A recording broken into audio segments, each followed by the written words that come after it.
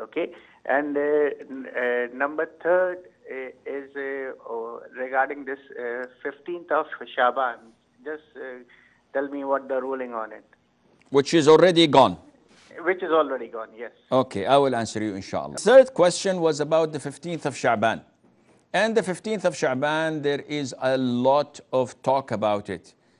Seriously, I got almost over 50 questions on the 15th of Sahbaan only in the last 36 hours. And the reason for that is the conflicting ahadith.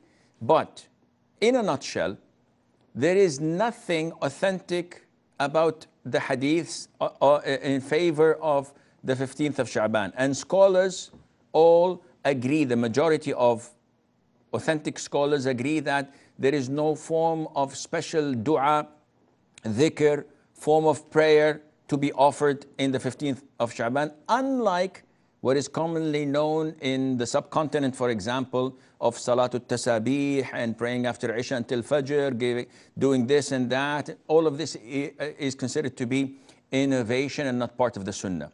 The hadith that might be Hasan, and it was authenticated by Shaykh Al-Albani, it refers to having a clean heart on that night, meaning that you forgive those who have wronged you and you have no grudges or hatred to the Muslims, so that Allah would forgive you. But this does not include any forms of worship. It's just something that you do with your heart. And this also was made weak by scholars like Ibn Uthaymeen, Ibn Baz, etc. Therefore, there's nothing special about this night. It is like any other night of the year, and Allah knows best.